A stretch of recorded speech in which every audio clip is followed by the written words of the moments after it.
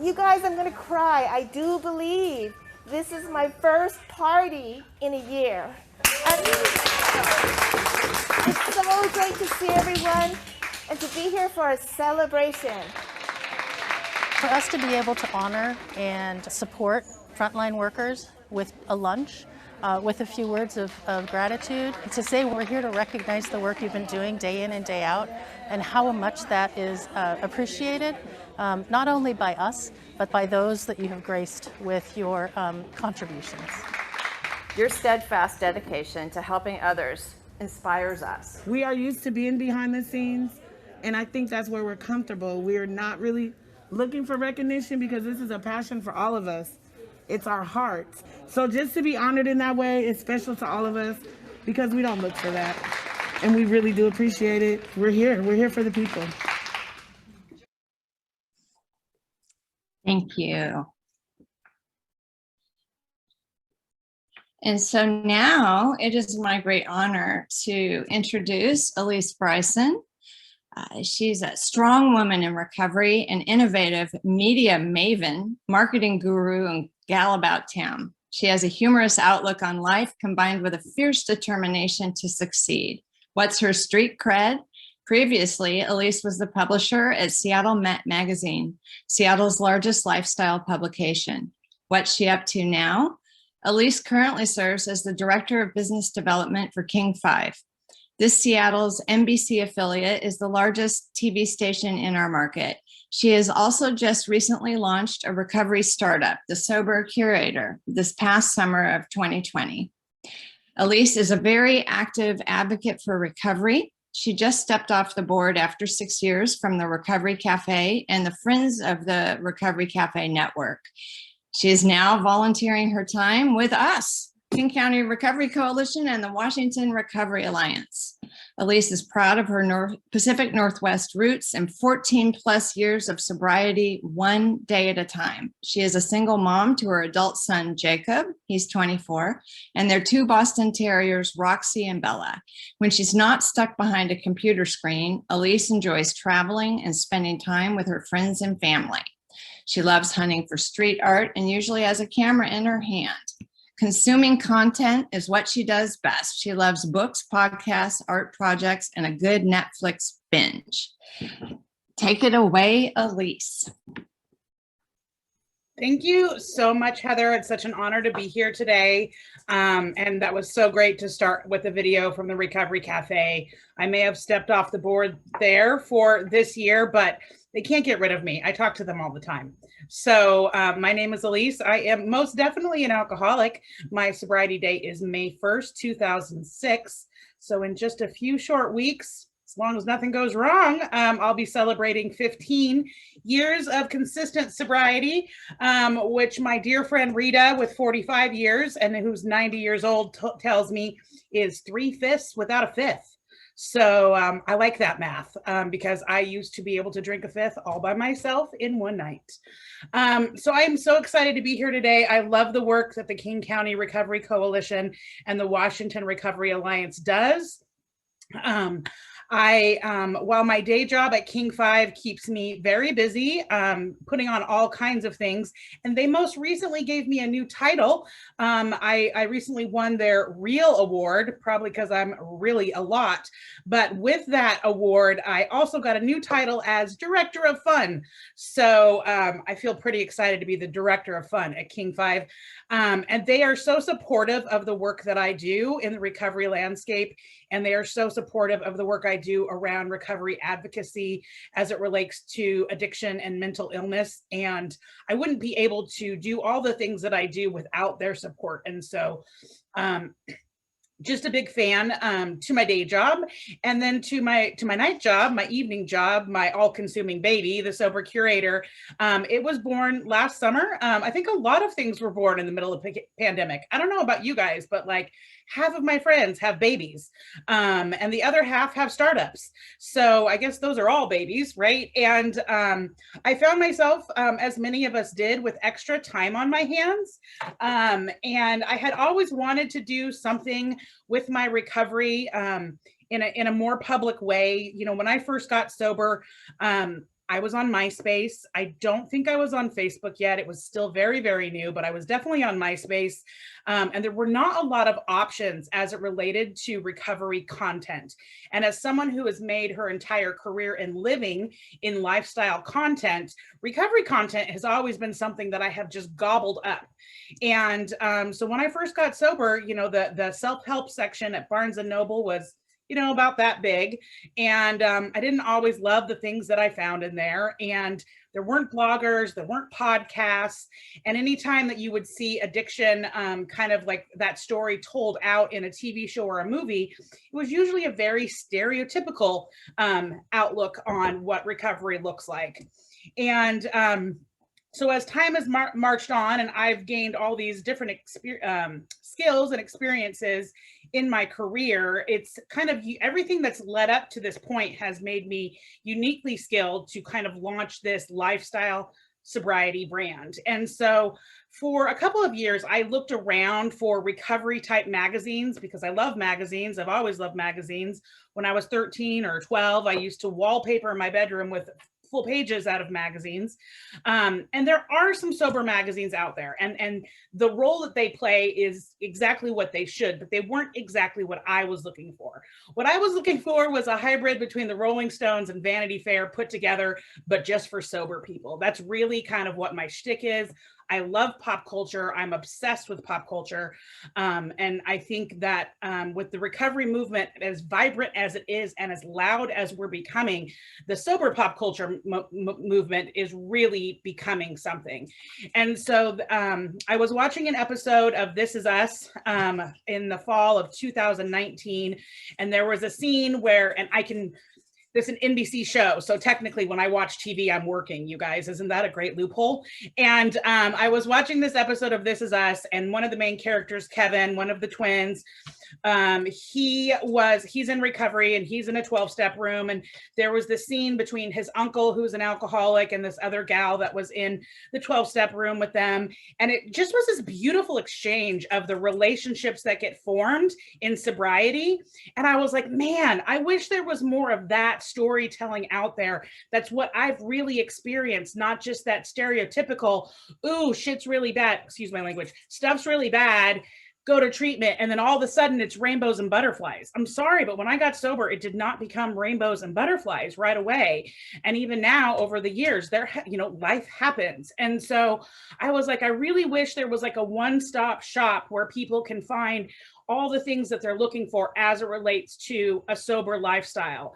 And so whether they're looking for reviews on Quit Lit, recovery memoirs and books, podcasts, merchandise, TV shows, movies, hopefully as we open back up here, travel and sober travel and how to travel, and just all kinds of events, mocktails, you name it. If it's lifestyle, I definitely want the Sober Curator to cover it. So I had this kind of like breakdown moment for me. Pain is a motivator, and for whatever reason, I get propelled by resentments. And so I had this like major meltdown. I had just turned 45, and I called my boss at King 5, and I was like, I need to take a week off. I need a week off. And she was like, is everything okay? I'm like, it's fine. I just need my mom and dad. And so I packed up my dogs and my laptop. I left my son here because he's 24, and well, quite honestly, we needed a break from each other. And I headed down to my parents, and I just mapped out what I wanted the Sober Curator to be. And what I realized is there was no way for me to do it by myself, that I wanted to have contributors that all brought their own personal story and their own outlook on recovery from all walks of life, from all cultural backgrounds, to kind of feed this content beast. So I started with a coworker that does actually work with me during the day, Lisa Colgan. I don't think that she could be here today. I'm not seeing her. But I called her and I said, hey, remember that thing I've been talking about? I'm going to build it. Are you still with me? And she was like, yes. Why wouldn't I be? And so we kind of started mapping things out, and I built the website. And as someone who ran a lifestyle magazine in Seattle for a decade, like I know what a website should look like. I know how the content should go, but I wasn't the one actually doing all those things. I had people to do that, to build the website, to do the graphics, to write the articles, to run the social media. And so all of a sudden I was having to learn all these new skills myself on how to kind of get things up and running. Thank goodness for YouTube. And so as things started to grow, I started just like networking my little tushy off on Instagram, and I just started following everybody. And then what the cream always rises to the top, right? And so, and you're seeing some of the creamy gals here today. These are women that I watched I wanted what they had. I wanted the stories that they're putting out, the content that they're putting out. I wanted to align forces because we're always stronger together.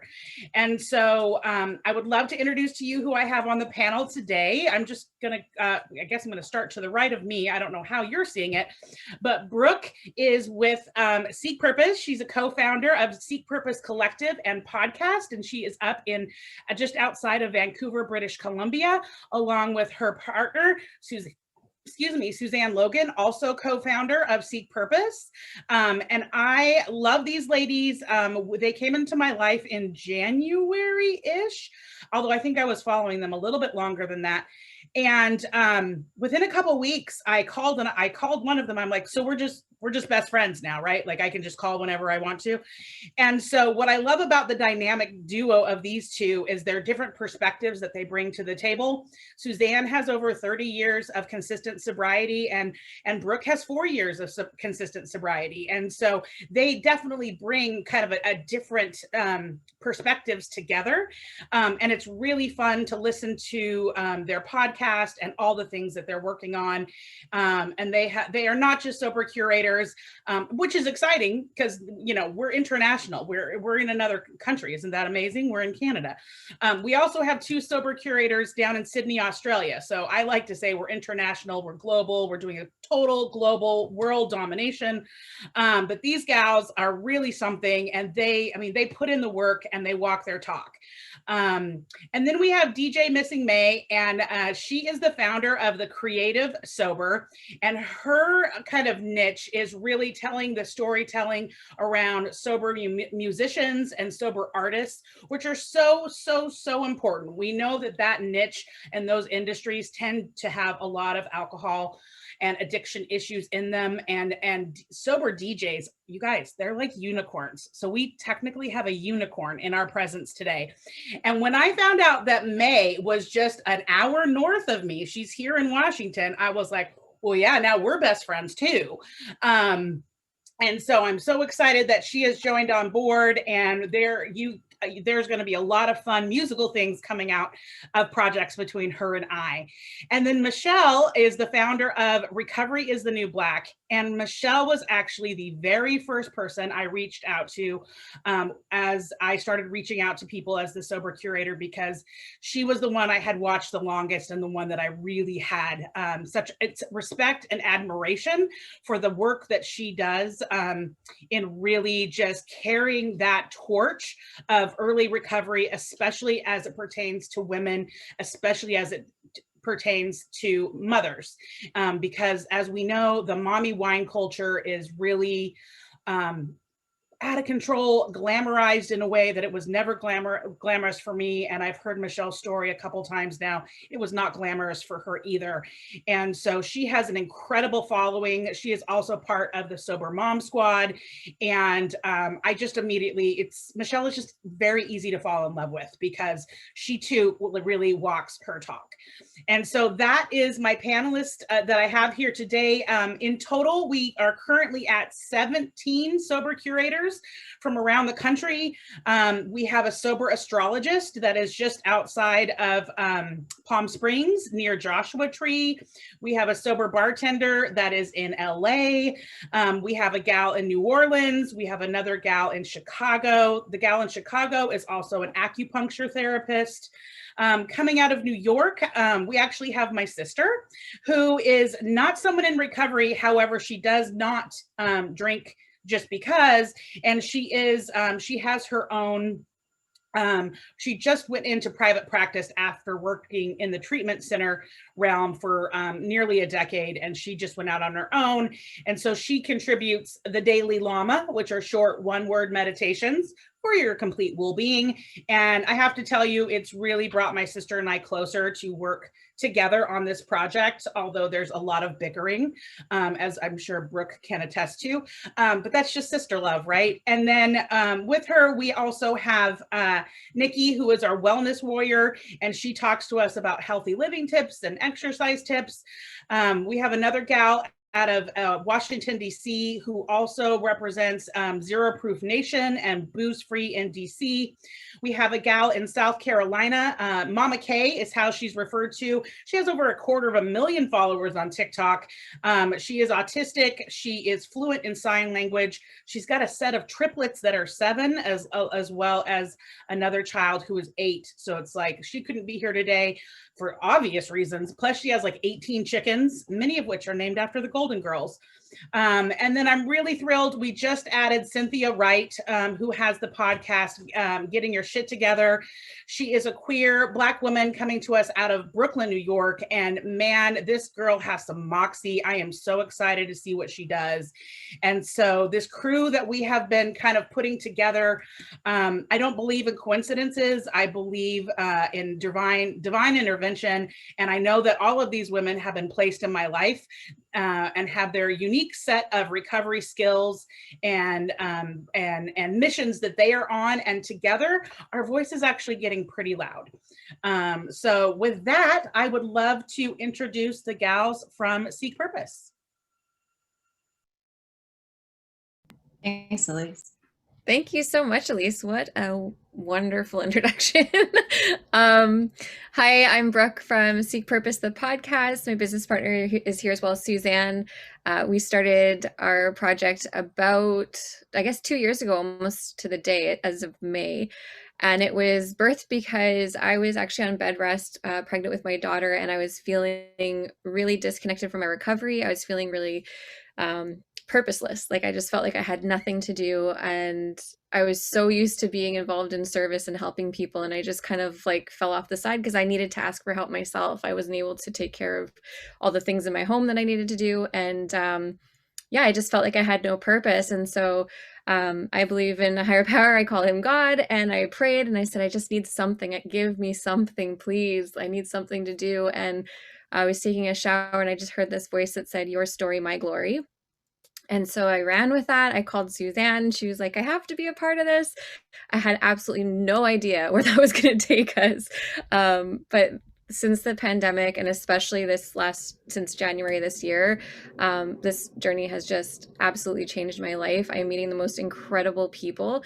I've never thought I would feel so connected to people I've never actually seen in person, but I honestly feel like I've got friends for life. And I feel like I have to give some of the credit to that to recovery, because that's kind of what I find with the rooms that I go to for my recovery. Like any room I walk into, I can make a friend. And I am so blessed to be on this journey. Suzanne, I'll let you talk, and then I'll go into Just for 24 and what's coming up. I've got some stuff to share, and but I'll let Suzanne go first. Hi friends, I'm Suzanne, and yeah, what a pleasure to be here. Honored, honestly. Yes, I have, I guess, an old broad. They call me the old timer, although I can't stand thinking of myself as an old timer because I'm always 20, immature, having fun in recovery. And most people in my recovery circle know that I'm always looking for joy. And, you know, when I got that call from Brooke at the time, I'm always kind of creative, trying to figure out a way that I can carry a message of hope and inspiration and joy to show people that once you are in recovery, there is, you know, there's fun. It can be troubling time, but we've got to find the joy. And I actually was doing this YouTube thing with my family, my sons and my husband, and I am a mother of a special needs daughter and very active in the special needs community. And so I wanted to do these YouTube characters of these people with disabilities. Was kind of my jam at the time. And we were trying to put that together. And it kind of fell flat when YouTube was kind of getting really big, and it was going to be called We Are People Too. And anyway, so I kind of put a pause on that. And I was praying at the time going, God, what is it that you want me to do? Like, I'm getting tired of trying all this stuff. And I keep, you know, suiting up, showing up as recovery has taught me, and just trusting that God's going to present the path. And he did. with that call of Brook that day, it was like Alysse was speaking earlier of divine intervention. The timing is always perfect. And Seek Purpose was birthed. And, it was really all about not just my story. It's really because where I am in my recovery is really bringing that message of hope and inspiration through other people's stories, because we need to unify. We need to be able to get all of our stories out there and help end the stigma. So Seek Purpose is really not about finding your pathway to recovery. It's really not about that. It's really about, once you have that path, then what is your purpose? Where are you finding your passions, who you are, and what purpose are you going to live out today?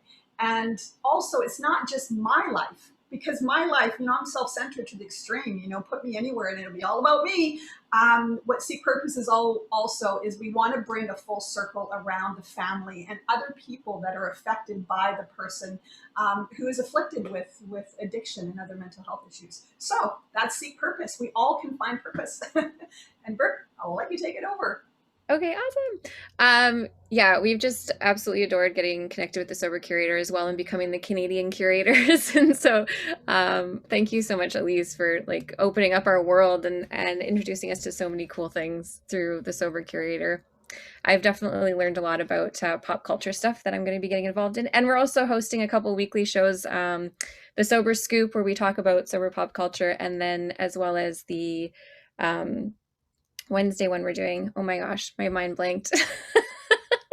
Sober Pop on Clubhouse. Yeah, it's just been so much fun. The people we're getting to connect with, it's amazing how many incredibly inspiring entrepreneurs and creative people there are in recovery. So I quickly just want to show you guys what's going on with Just for 24. It is an online movement, kind of like 420, but for sober people to show up, stay sober, and enjoy the day. And if you're not in recovery or you have friends or family that want to support you, they just stay sober, have a blast, and share on social media what they're doing to have fun sober using the hashtag Just424. And I'm going to share the screen. All right, so this is our event kit. Can you guys see that okay? Looks good. Awesome. Okay, so here's our team. A lot of them are here today. Michelle, Alysse, myself, and Suzanne. This definitely, we can grow even bigger and bigger and bigger team, because there is always work to do. This project we're hoping is going to be all over the world by next year. All of the information is on here. If you want to go to just424.com, you can check this out. And this is our Just for 24 mocktail by Tonic's Mocktails. All the information on how to make it, as well as how to watch the video where she shows you how to make it, is on there. How to watch the live show. Okay, so this is what's happening from 1 p.m. Pacific Standard Time to 4:30 p.m. We're going to be hosting a live-a-thon where a lot of guest speakers are going to come on and share about how they are recovering, how they're having fun in recovering and bringing joy into recovery.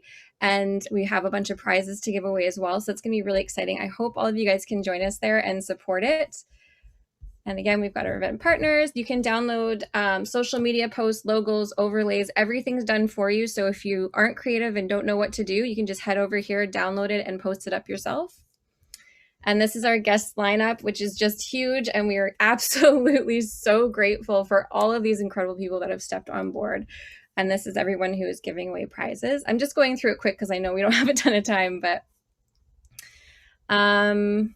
yeah, and then information about our reach and everything as well. And then we also have posters you can download. I'm going to stop sharing this one. And where did the posters go?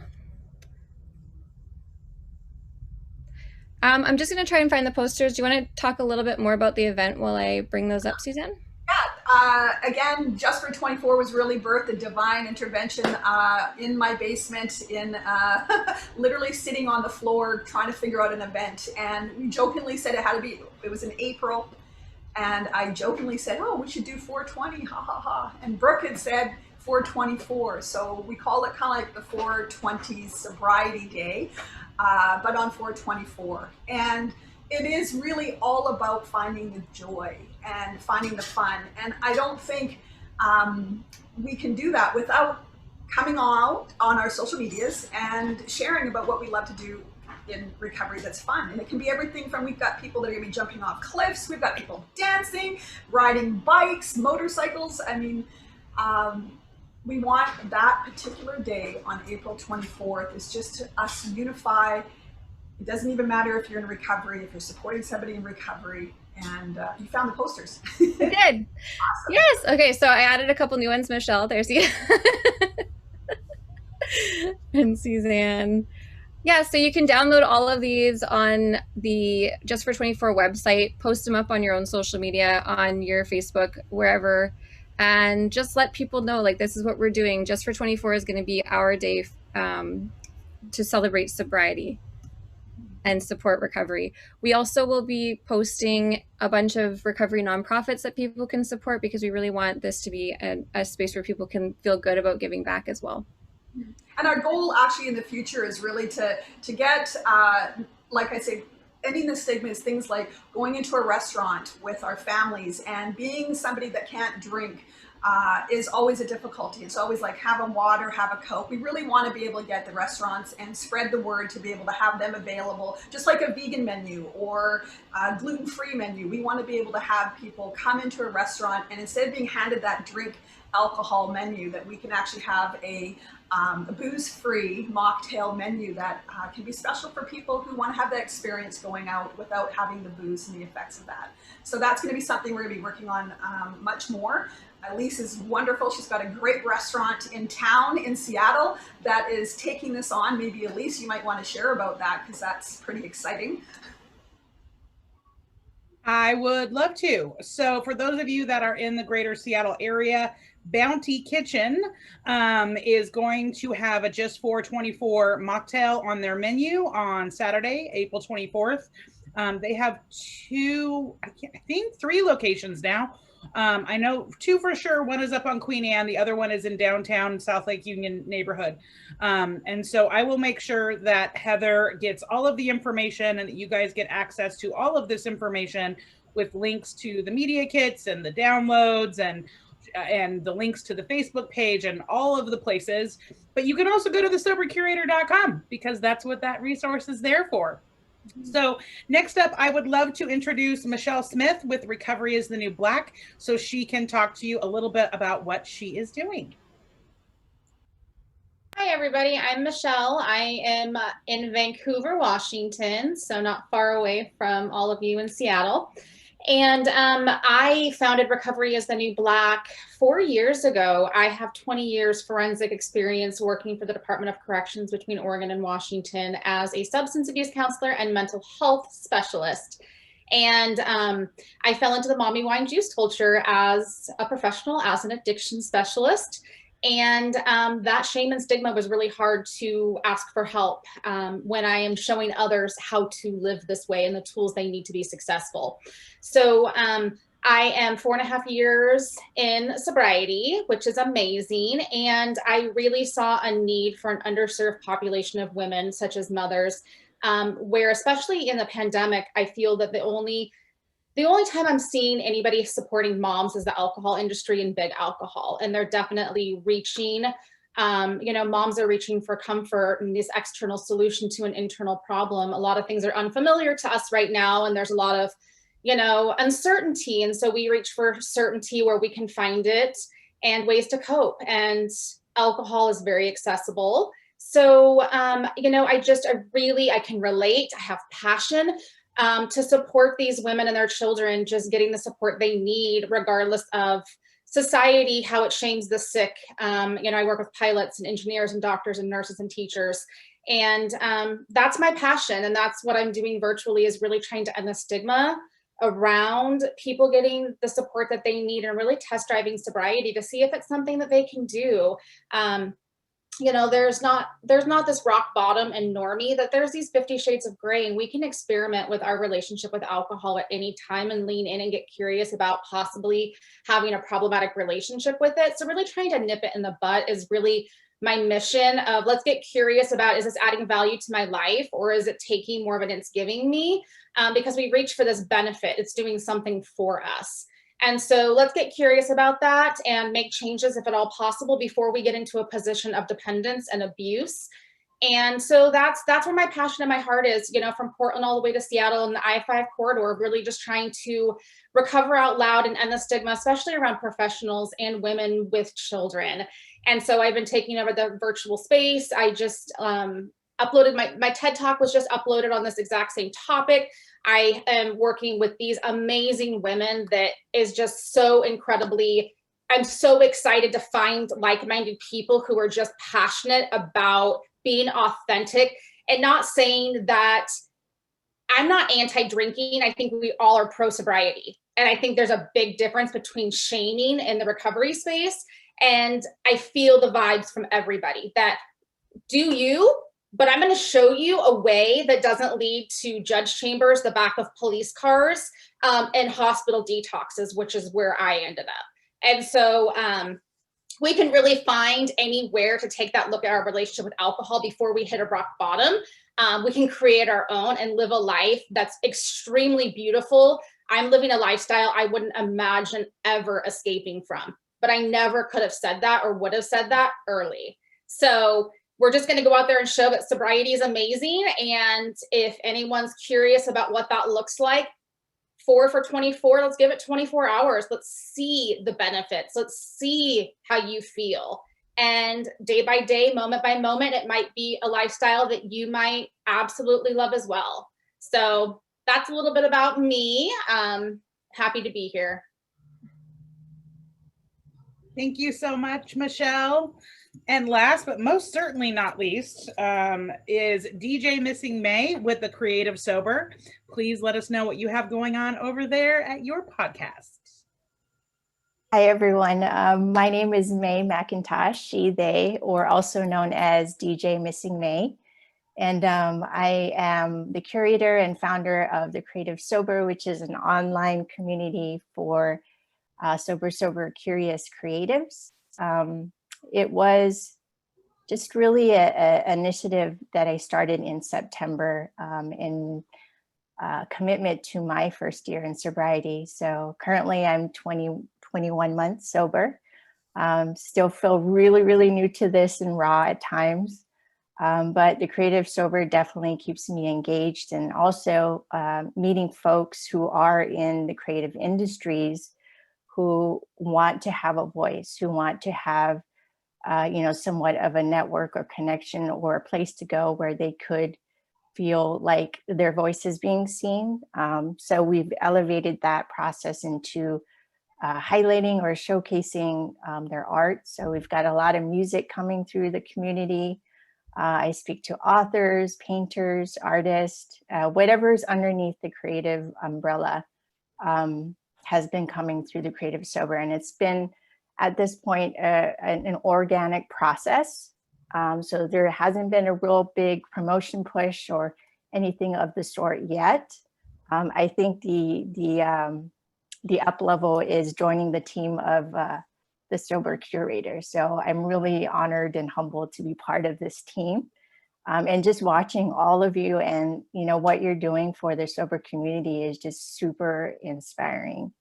And yeah, right now you can find the Creative Sober primarily on Instagram. We're a little bit on Twitter. We're with the Sober Creator, so we've got some of our content going through the website. And then we also have our podcast, which we're in our second season. And we're rounding that up here soon in a couple of months. And then we're also growing our music following, where we highlight sober DJs, and that can be found on Mixcloud. So hopefully that will actually become a real live event. Fingers crossed, and I'm super excited, and I definitely want to participate in that too. So currently I'm in the Skagit County, so north in Washington State, and I'm here to help. I mean, can you guys see why I wanted to be friends and work with all these women? Like, they're incredible. They're absolutely incredible. And the content that they're creating and the message that they're carrying, I know that we're having an impact on people's lives. I get the emails, I get the DMs, I get the messages, and there is a swell that is happening in the recovery community that I have never felt before in my near 15 years. And it is a swell because I know the tsunami is coming. I mean, we are in the middle of a mental health crisis when addiction and suicide numbers are skyrocketing. And so while I know that there are so many serious topics that play into addiction and mental illness, I am very passionate about also showing that there can be quite a bit of fun about it all too, because without showing the payoff, it's like, what would the point be, right? And I can't tell you how many people that by me recovering out loud, that I end up meeting people just because somebody knows that I'm sober. And so then I get a phone call, hey, Alysse, could I give so-and-so your number? They're starting to explore, maybe they have a problem or they have a daughter that's in treatment. Like, the Recover Out Loud movement has been happening for a few years now, but we are getting louder and louder and louder. And that became very apparent to me earlier this year at the very end of 2020, when the Tropicana came out with their ad creative about their hidden refrigerators in bathrooms and closets, so that you could take a me moment and, sneak a drink when you wanted to get away from your kids. On paper, I can see how that campaign seemed like cheeky and fun, but the recovery community lost their mind. And I just saw everyone rising together, taking a stance against Tropicana. Like, this is not okay. You cannot promote drinking in the closet. For some of us, that's a really dangerous place. And what was amazing to see, within a matter of days, this national campaign, and I know what goes into a national campaign. I know how many agencies are involved and media buyers. To shut that campaign down in such a short period of time, I think that showed me how loud our voice collectively is getting. And so I'm just so thrilled to have each of these women in my life today. I'm so proud of the work that the Sober Curator is doing. You can find us at thesobercurator.com. We're on Facebook. We do have a private group on Facebook. We are on Instagram. We are on, well, we're trying to be on TikTok, but we're not on TikTok in a very, very fun way. I mean, I'm trying, but it's not great. We're on Twitter. We're on Pinterest. We're in all the places. As Brooke mentioned earlier, we do a couple of weekly virtual events on Sundays. We go live on Instagram at 7 o'clock. It's our Sober Scoop. It's our Sunday social where we eat ice cream. Although a couple weeks ago, my sister showed up and she didn't have any ice cream, so she just had a plastic ice cream cone. So we fake it when we need to. And then on Wednesdays, we are on the new Clubhouse app, which is audio only. And each week, the theme of the week changes. Last night, it was recovery merchandise, and we had 5 different special guests from recovery lifestyle brands that sell t-shirts and hats and jewelry. And they came on and talked about how their line started and their passion behind their recovery. And it's starting to be a really cool space. And so I'm so glad that we got to come and share it with all of you today. And at this point, I guess if there are any questions, we would love to open it up. Heather, I guess I turn it back to you. Thank you so much, Alysse, and all of you. I am just so inspired and excited to hear about all the ways that you're recovering out loud and talking about living your purpose after, getting solidly on your path of recovery and sharing that out in the world. And I really believe, I'm also a woman in long-term recovery, and Alysse and I both have May birthdays, which we've jokingly said are the best. But not really. Every birthday is a great birthday. Oh my gosh, I just lost my train of thought. Completely gone. Well, I'm going to trust that will come back. And what I'd just like to say is, that's one of the things that we've been working on here at the King County Recovery Coalition is how to put a face to recovery so that the narrative and the story that people are hearing isn't just about the overdoses and people dying and people, being called junkies and a lot of other names that we know just really harm us. But instead to have that pro-recovery language and really promote the reduction of stigma and show that recovery does happen, that when we are given the services we need, when we need them, and we're willing to use them, that we can and do recover. And not just that, but we can live amazing lives of purpose and joy and fun and service and everything. So this seems like a really wonderful alignment with what we're finding. And we do a lot of events and have different types of our Recovery Advocacy Day every February, where we bring people from all over the state to go meet with lawmakers, and people share their stories of recovery and advocate for pro-recovery services and funding and safe recovery houses and all kinds of things like that.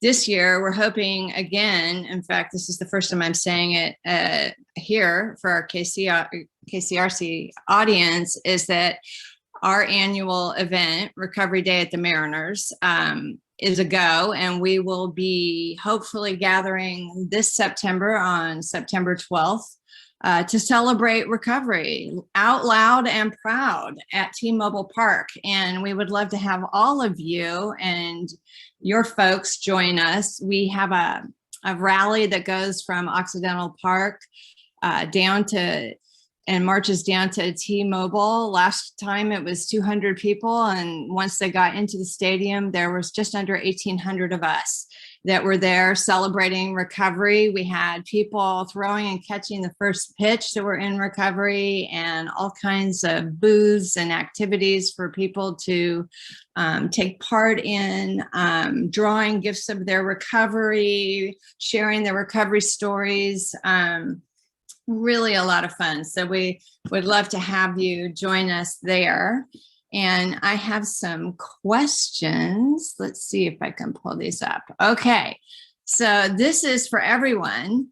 What is the most fun memory you've experienced through this awesome project that you've been doing?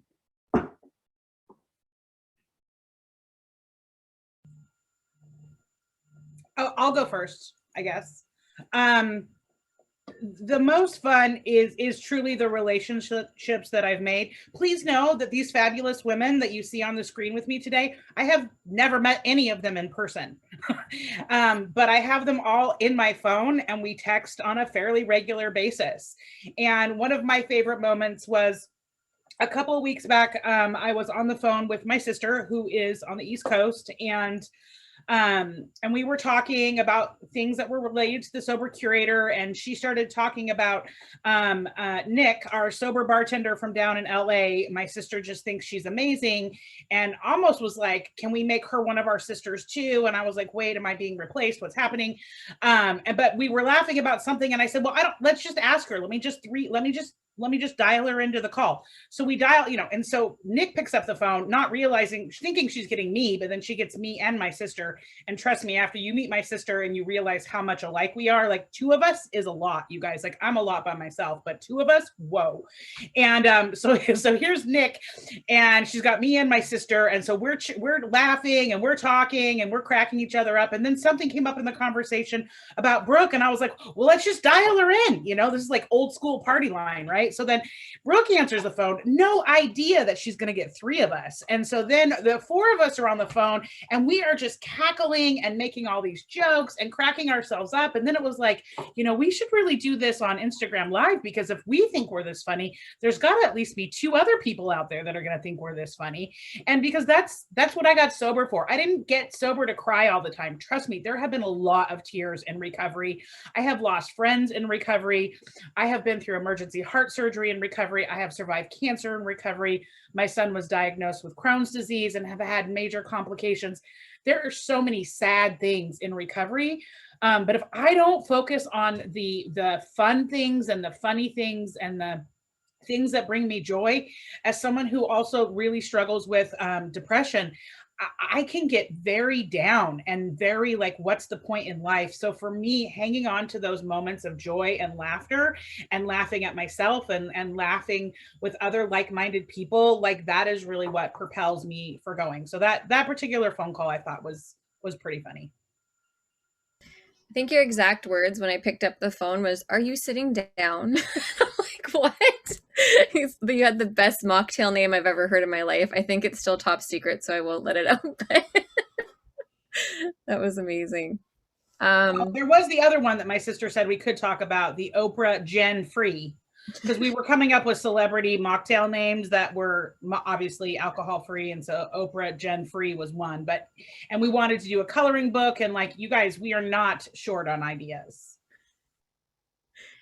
Yeah, I don't know. I think I can't pinpoint a specific time that was like the most amazing or fun, crazy experience through this journey after meeting Alysse. But there's been so many times after our conversations, after leaving a podcast episode, where I just get this feeling like, whose life is this? Like, how is this even real? Like, it's so cool what we're able to do as a community, and how like just getting a text message from someone saying that they listened to this show, they really related it connected with them. I got a message the other day with a girl saying she's going to reconnect with her recovery. She kind of put it down and left it aside, but seeing what we're doing, how much fun we're having, it kind of brought that out in her, and she wants to reconnect with it. Like, that is just, it makes it all worth it, because this can be a really difficult thing.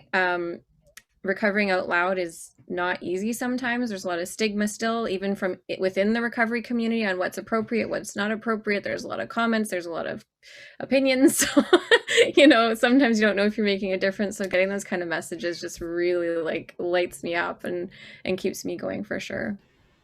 I think the main thing that I definitely have to say is, Alysse, you already touched on it, is the fact that, when the pandemic happened and it really threatened, it certainly threatened my recovery of being forced into isolation. And what does that mean to me and my life? Because honestly, without connection and fellowship, that jeopardizes. I could be one of those statistics. Any day I wake up, I could be one of those statistics. So, what I love that's been happening here on social media in a positive, opposed to getting the, the negative Nellies out there that are anonymous. And this has nothing to do with what program and pathway. This is really about connection and how we can be creative and intuitive.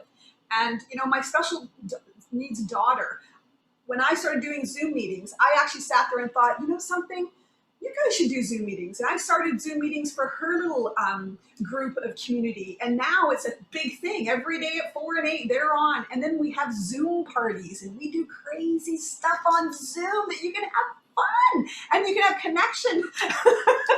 I'm always trying to find some way to be able to have that extra connection with people. And you can really do that online.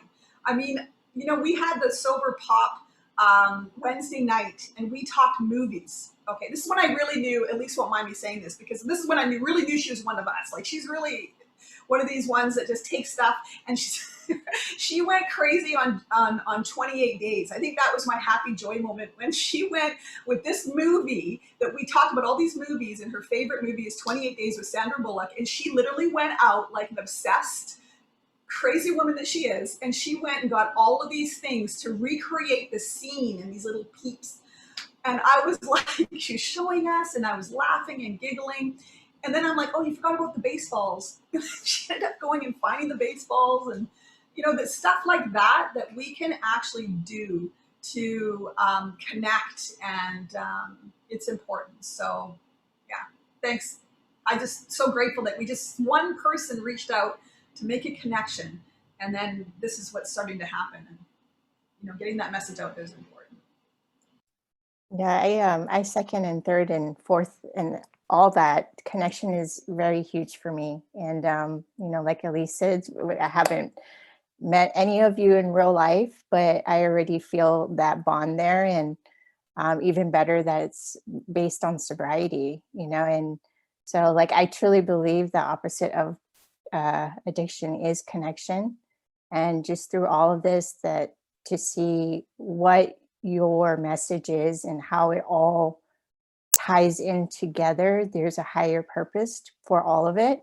And it's just normalizing that being booze free is just a way of life. It's a lifestyle. So I'm in awe, and, I just appreciate all the connection that's been happening, and I'm just happy to be part of it.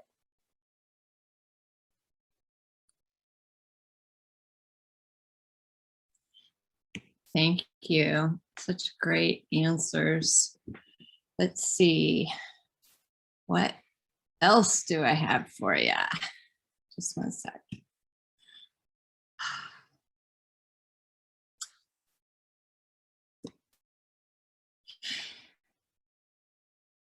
For those of us here in the United States, can you speak to the successes and challenges that surround the narrative of recovery in Canada? That is for Brook and Suzanne.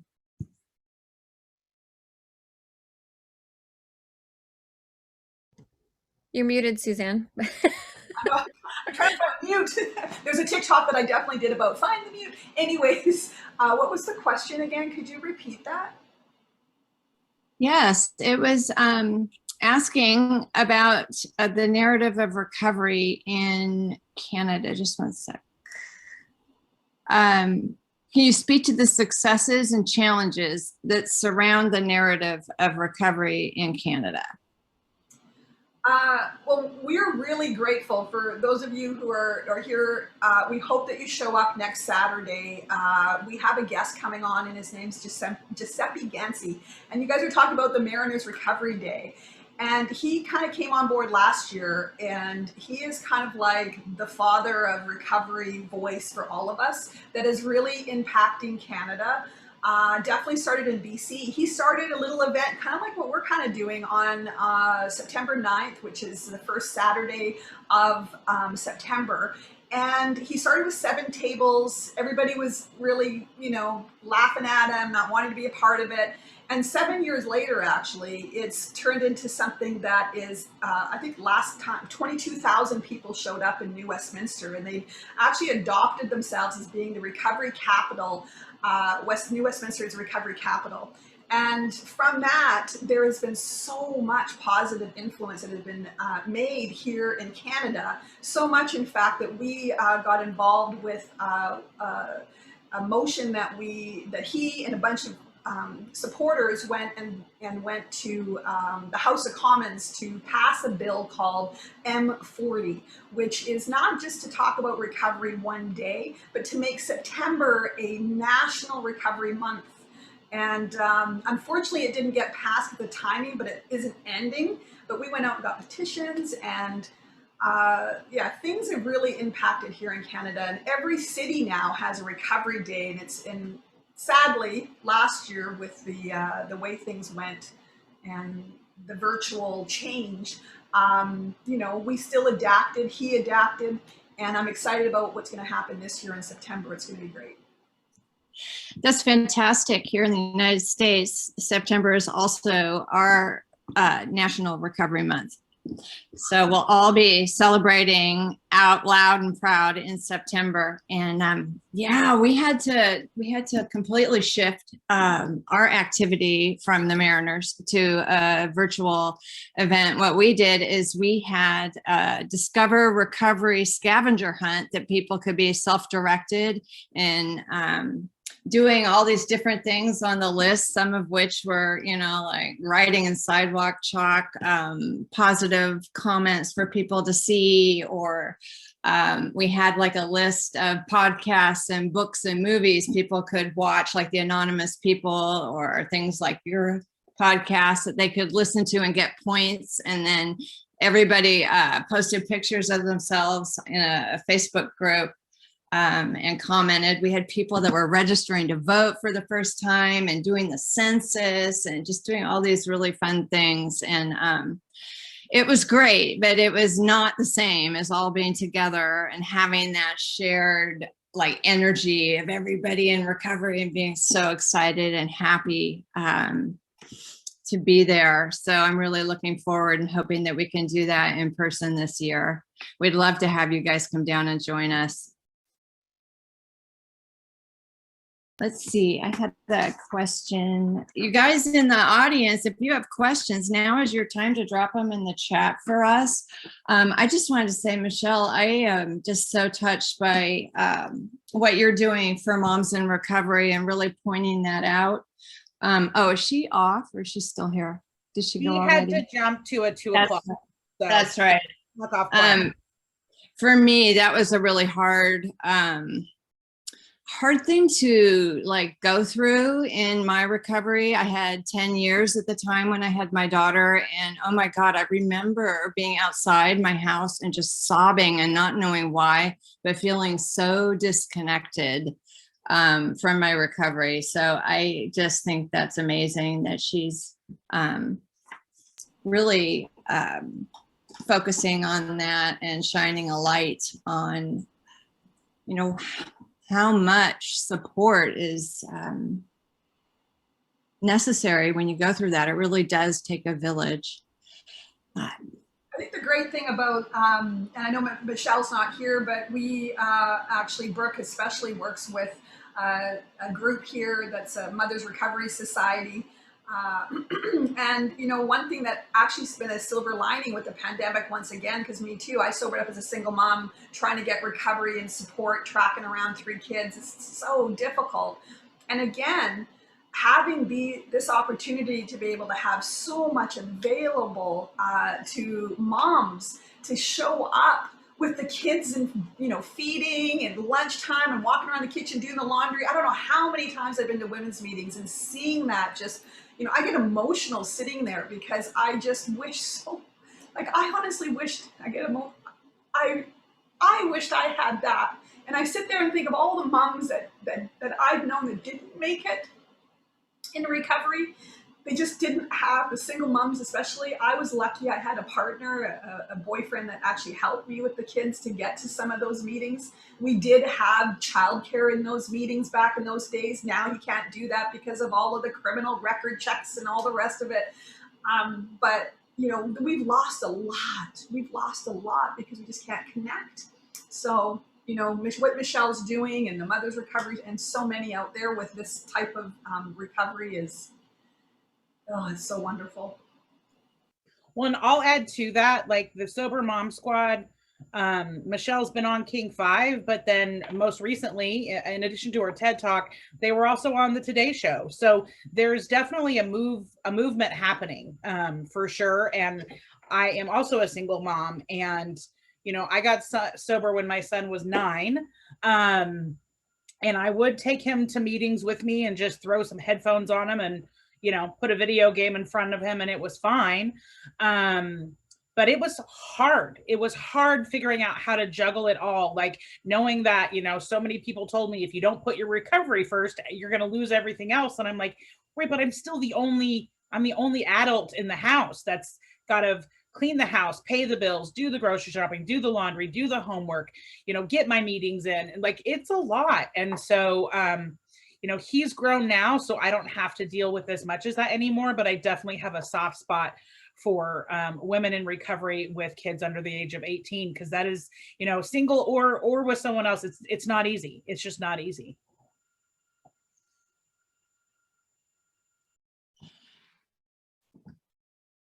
We have a request to see the Sober Curator site. If Alysse, if you could share that with us. You want me to show something off? Okay, fine. Thanks for asking. Hold on. Share my screen. What do you know? I just happen to have it up. So weird. Fantastic. Thanks. You see it here. Okay. So this is the Sober Curator. This is the website. As you can see across the top, this is where our menu bar is. So under the About section is where we have a bio of each of our Sober Curators. As a reminder, we have 17 of them right now. They are all women that we didn't start out to be an all women's group. It's just what we've attracted. And then there's a contact, and then resources is a great section because this is, I feel like we actually put the resources section at the end of every single post because we think it's that important that people just always know that they have access to resources at their fingertips. And so we have a list of national resources of all kinds: eating addictions for the family, anonymous fellowships, etc., sex and love addictions. And then we break it down and have resources listed for every city and area where we have a curator. And so you can see Seattle is here. We have Dallas, New Orleans, etc. So I think this is a really important part of our site. And then we have the happy every hour section is our mocktail section, which have mocktail recipes and alcohol-free products that we have tried. This is a whole new thing for me. I now have like a mocktail bar at home, and I have to tell you something really funny about my mocktail bar. It collects dust, which would have never happened with my bar before I got sober, to be clear. I love the idea of making fun and fruity and sparkly drinks, but I'm also lazy and sometimes just want to crack open a Diet Coke or just drink my water because it's good for me. But we have all kinds of information here on all kinds of products and recipes that we've tried. You can see here we have a lot of fun with our Sober Pop themes, where we try to get on theme. Here was Nick's version of a True Blood mocktail, which was hilarious. We've just done all kinds of things. And then and the happy every hour section is one of the most popular on the site. As far as our lifestyle section, a lot of things kind of live under this umbrella.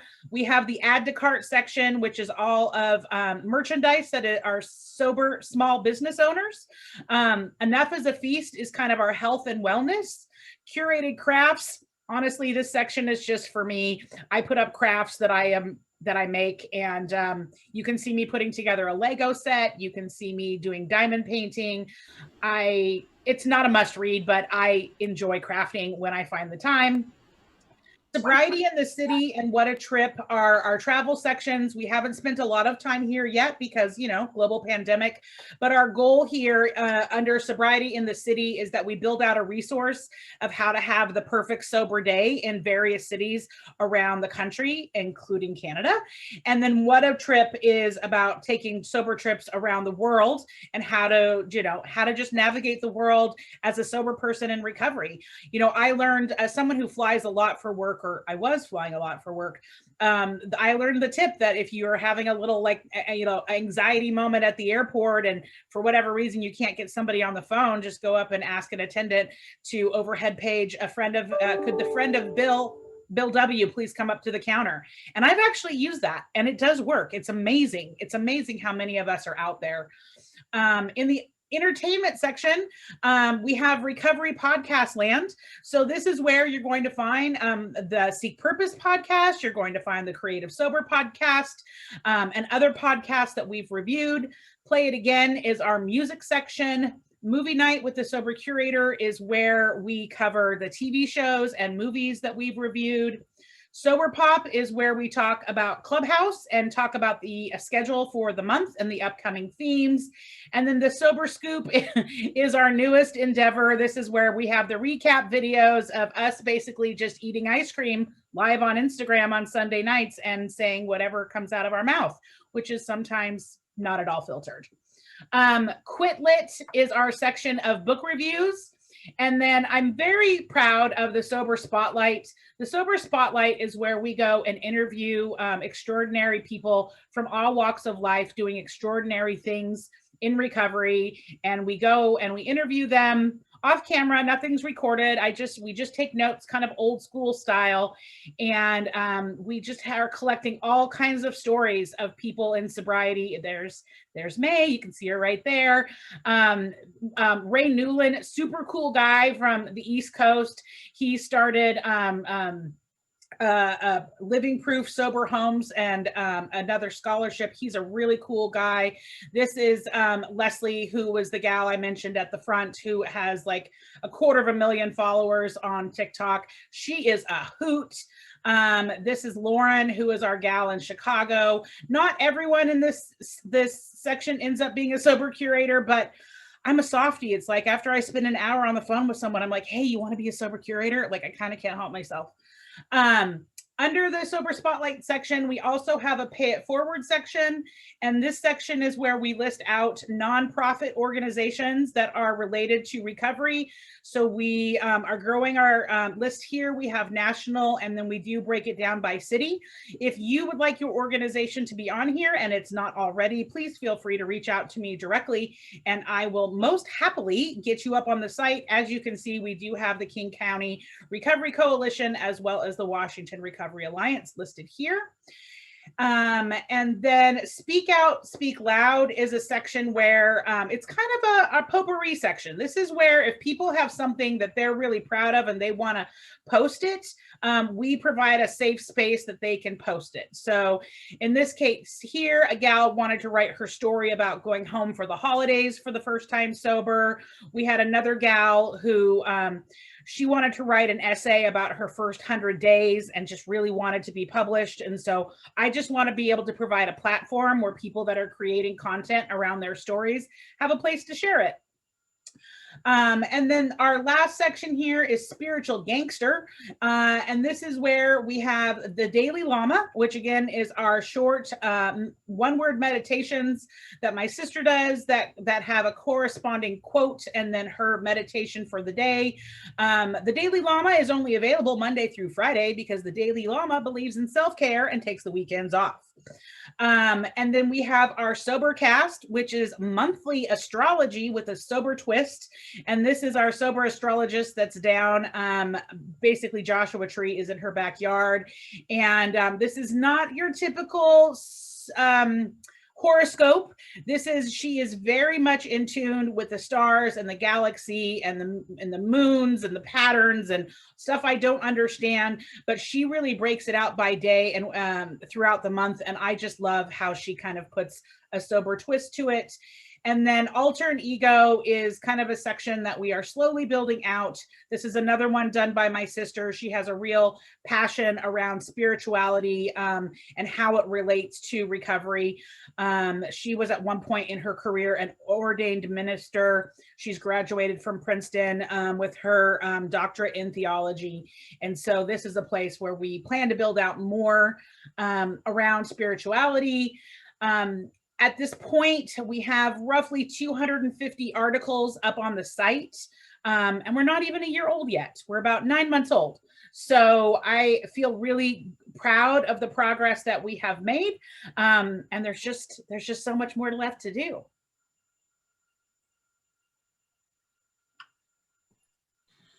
That's fantastic. Thank you for sharing all of that with us, Alysse. I am not seeing any other questions in the chat. And I want to honor our time. Thank you, everyone. Alysse and Brook, May, Suzanne, Michelle, all who are here today sharing with us, for being here. Thank you, everyone who has joined us for this look at recovery lifestyle, which is such an important thing to really spread that awareness and that understanding that we can and do recover, and to make recovery the epidemic, because that's what we're all about. So I would just like to have us give a nice round of applause and good cheer for everyone who has shared today. And I am going to share with you a couple of announcements, and then I'll let you go outside in this beautiful sunny day, if it's sunny where you are. And I will be following up with an email that has all the contact information and the link to the recording and everything for today's episode of KCRC Presents. So you will have that in your inbox shortly. Teresa, could you put up the next slide for me?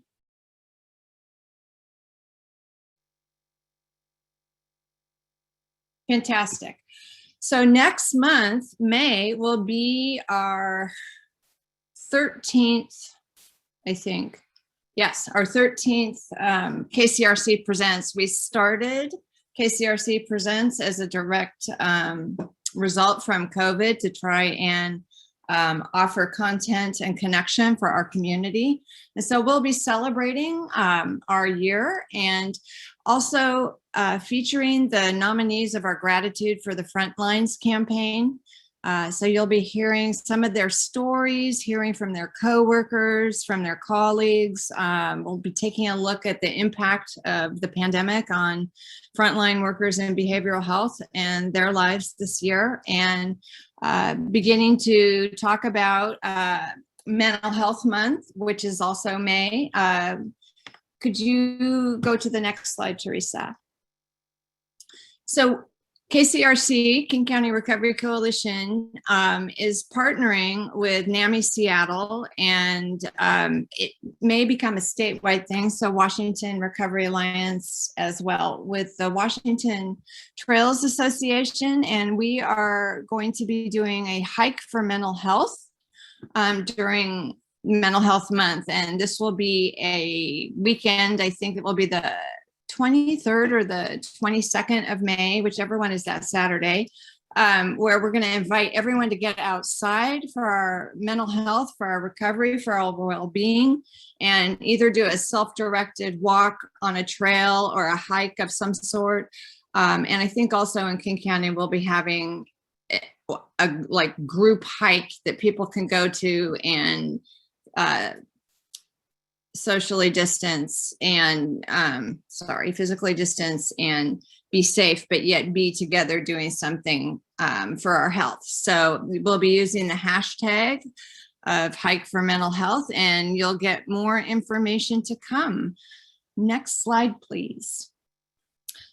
Thank you so much, everyone, for being here today. If you have any questions for our panelists or anything you'd like to know more about KCRC, you can drop a question or a line to us. It's heather@kcrecovery.org. And we'll see you next month. Thank you, everyone, for being here today.